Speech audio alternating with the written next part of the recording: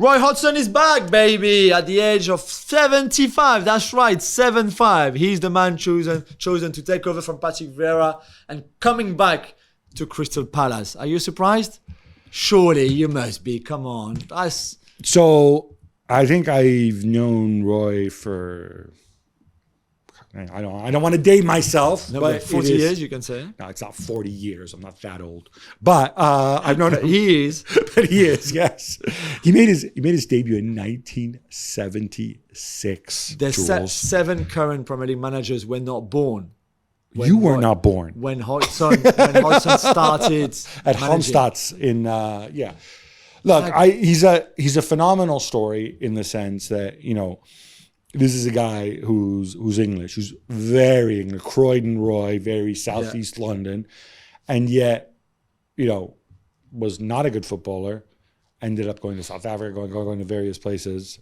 You know, got his job in Sweden in 1976 at Halmstad's. You know, started winning, started having success. Comes back way back in 1982. He comes back to England. People are like, "Who are you? We've never heard of you. You were not a good footballer. You must be a rubbish manager," and didn't do well. Bristol City, I think it was. Then goes off again. Ends up coaching Switzerland. Ends up coaching Inter Milan to a UEFA Cup final.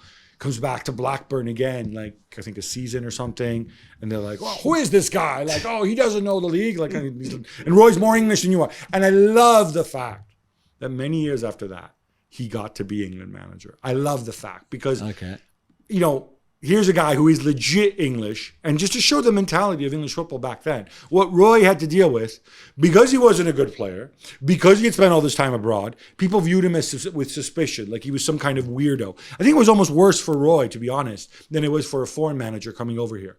He had to overcome a ton of prejudice. All of this is forgotten now, right? This is really important. And then he goes to Fulham, and, you know, again, everybody's skeptical. He brought some Norwegian dude, he had Brede Hangeland with him. Like, people said, like, you know, what that. And then with Fulham, he takes them to another Europa League final. Tremendous achievement. I didn't know. He's made mistakes because he's not. I don't think he is God's gift at coaching. Liverpool fans don't like him. Wasn't good there. Obviously, with England, I think he had 3 really bad campaigns. Some people said, "Oh no, but look at this and that." Like, no. You generally stunk it up, and the Iceland game is just kind of the the cherry on top. But then he comes back again, and with Palace playing not very nice football, keeps them up. I think that's what they want from him now. Safe pair of hands while they plan on the future. I don't want to diss him. I like the person he is. This doesn't make any sense. It doesn't. You would have continued with Patrick McCarthy, 100%, or maybe the actor Andrew McCarthy.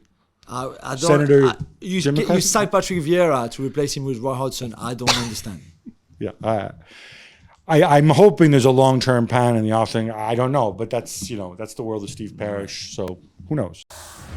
Thanks so much for watching ESPN on YouTube. And for more sports highlights and analysis, be sure to download the ESPN app. And for premium content and live streaming, subscribe to ESPN Plus.